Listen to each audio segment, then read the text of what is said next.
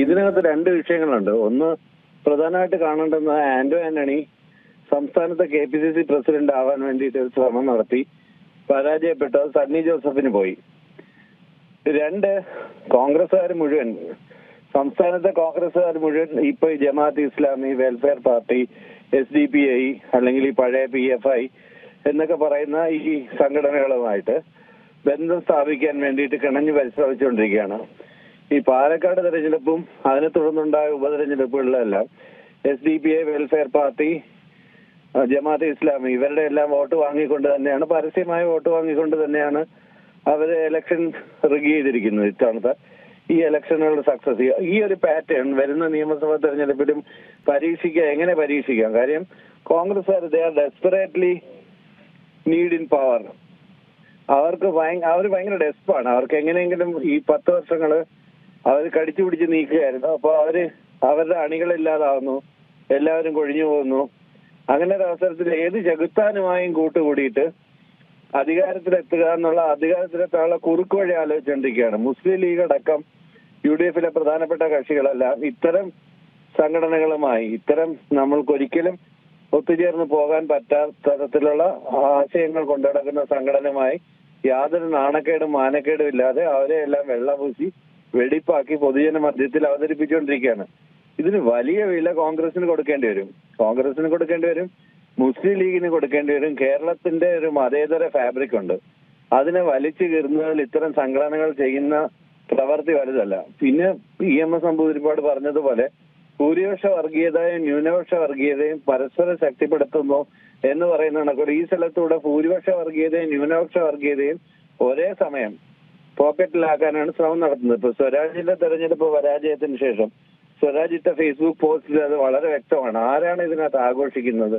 ഇതിനകത്ത് ആഘോഷിക്കുന്നത് ശശികല ടീച്ചർ, ഇതിനകത്ത് ആഘോഷിക്കുന്നത് SDPI-ക്കാർ, ഇതിനകത്ത് ആഘോഷിക്കുന്നത് ജമാഅത്ത് ഇസ്ലാമിക്കാർ, ഇതിനകത്ത് ആഘോഷിക്കുന്നത് മുസ്ലിം ലീഗുകാർ, ഇതിനകത്ത് ആഘോഷിക്കുന്നത് പൊതുവെയുള്ള കോൺഗ്രസ്സുകാർ. അതിൽ നിന്ന് തന്നെ മനസ്സിലാക്കാൻ വർഗീയതയ്ക്കെതിരെ അതിശക്തമായ നിലപാടെടുക്കുന്ന ഒരു മുന്നണിയാണ് LDF എന്നുള്ളത്. വരുംകാല തെരഞ്ഞെടുപ്പുകളിൽ ഇത് കണ്ട് ഒരു വർഗീയ പാർട്ടിയുടെ വോട്ട് വേണ്ട എന്നുള്ള ഒരു ആർജവത്തോടു കൂടി സാധാരണഗതിയിൽ വെല്ലുവിളിയായിട്ട് ചോദിക്കാറുണ്ട്. ഒരു മുസ്ലിം ഭൂരിപക്ഷ മണ്ഡലത്തിൽ മുസ്ലിങ്ങളെയല്ലേ എല്ലാവരും കാൻഡിഡേറ്റ് ആയിട്ട് നിർത്തുന്നത് എന്നുള്ളൊരു ചോദിക്കാറുണ്ട്. അതിന് വിപരീതമായി എത്ര തവണയും LDF സ്ഥാനാർത്ഥികളെ മറ്റ് മതസ്ഥരെ നിർത്തിക്കഴിഞ്ഞാൽ പോലും പിന്നീട് ഇവരും എല്ലാം വർഗീയ പാർട്ടികൾ എല്ലാവരും ഒരുപോലെയാണ് എന്ന് ഒരു വരുത്തി തീർക്കാനായിട്ട് ഒരു ശ്രമം നടത്തുന്നുണ്ട്. അതല്ലെങ്കിൽ BJP-യുമായി ഒളിഞ്ഞും തെളിഞ്ഞും LDF-ന് ബന്ധമുണ്ടെന്ന് നുണപ്രചരണം കുറെ നാളായിട്ട് അഴിച്ചുവിടുന്നുണ്ട്.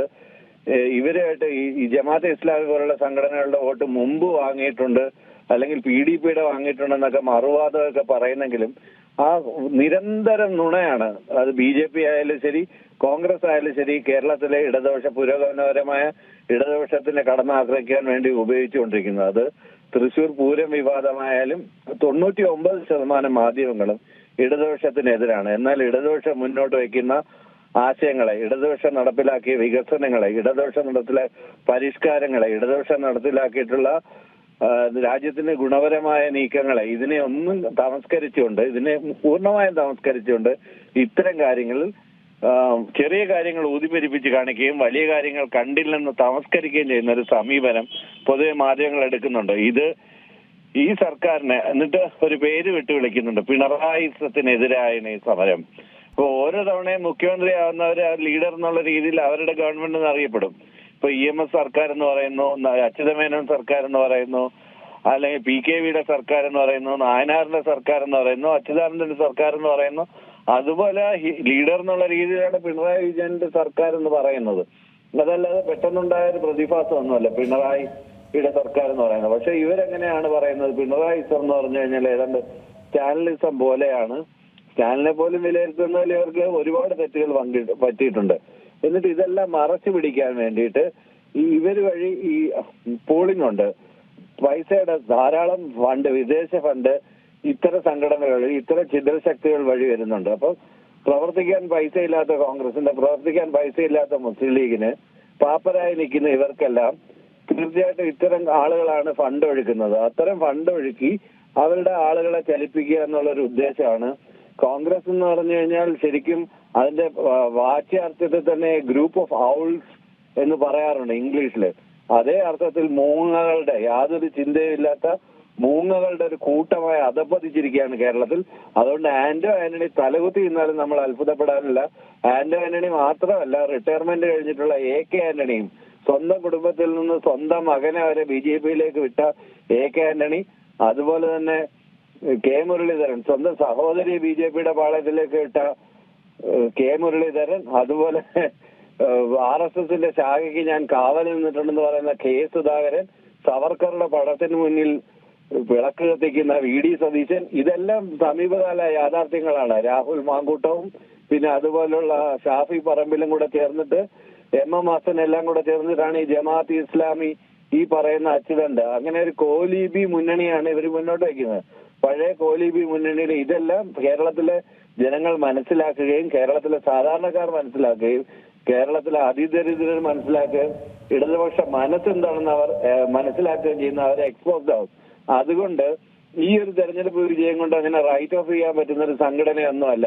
16 നിയമസഭാ മണ്ഡലങ്ങളിൽ മാത്രമാണ് 5000-ൽ താഴെ വോട്ടുകളുടെ അടിസ്ഥാനത്തിൽ ജയിച്ചു വന്നത്. ആ 16 മണ്ഡലങ്ങളിൽ എന്തെങ്കിലും മാറ്റങ്ങൾ വരുത്താൻ മാത്രമേ കോൺഗ്രസിന് പറ്റൂ. ബഹുഭൂരിപക്ഷം വരുന്ന സീറ്റുകളിൽ മുസ്ലിം ലീഗ് വിജയിക്കുകയും കോൺഗ്രസിന്റെ എണ്ണം വളരെ ചുരുങ്ങി പോവുകയും അങ്ങനെ മുസ്ലിം ലീഗിന് പ്രതിപക്ഷ നേതാവ് സ്ഥാനം കൊടുക്കുകയും ചെയ്യേണ്ടുന്ന ഒരു ഗതികേടിലേക്ക് കോൺഗ്രസ് ചെന്നെത്തുമെന്നുള്ളത് വരുന്ന 2026 തെരഞ്ഞെടുപ്പിൽ കാണാവുന്നതാണ്. അതിന്റെ ഒരു ഡ്രസ് റിഹേഴ്സലാണ് ഇപ്പൊ നടന്നത്. താൽക്കാലിക ലാഭത്തിന് വേണ്ടി വലിയ ചതിക്കുഴികളിലേക്കാണ് കോൺഗ്രസ് ചെന്ന് ചാടുന്നത്. ഈ അവസരം മുതലെടുക്കാൻ വേണ്ടി കഴുകന്മാരെ പോലെ വട്ടമിട്ട് പറക്കുന്ന BJP ഉണ്ട്. ആ BJP-യുടെ ഉദ്ദേശം സമൂഹത്തിലെ മതപരമായ ഭിന്നിപ്പുണ്ടാക്കുന്നവരുമായി അല്ലാതെ കോൺഗ്രസിന് മറ്റാരുമായും ഈ കൂട്ടുകൂടാനില്ല എന്നുള്ളതാണ് ഇതിൽ പ്രധാനപ്പെട്ട ഒരു കാര്യം. അതെ അതെ, തീർച്ചയായിട്ടും താങ്കൾ സൂചിപ്പിച്ചത് വളരെ കറക്റ്റാണ്. മതപരമായി രാജ്യത്തെ വിഘടിക്കുന്ന വിഘടനവാദികൾ, ഭീകരവാദികൾ അന്താരാഷ്ട്ര തലത്തിൽ ഇനി നാളെ ഒരു കാലത്ത് താലിബാനുമായിട്ടും ISIS-നെയും അല്ലെങ്കിൽ അങ്ങനെയുള്ള മറ്റുള്ള സംഘടനയൊക്കെ വെള്ളപൂശുന്നത് അനധിവിദൂര ഭാവിയിൽ കേരളം സാക്ഷ്യം വഹിക്കേണ്ടി വരും. അതിനും എന്തെങ്കിലും ന്യായങ്ങൾ ഇവർ പറയുമായിരിക്കും. കേരളത്തിലെ വർഗീയമായ ഡിവിഷന്, വളരെ വർഗീയമായിട്ടുള്ള ഒരു ഡിവിഷന് പ്രധാനപ്പെട്ട പങ്കുവഹിച്ച പ്രസ്ഥാനങ്ങളാണ് വളരെ നാളുകളായിട്ടുള്ള ജമാഅത്ത് ഇസ്ലാമിയുടെ ശ്രമം.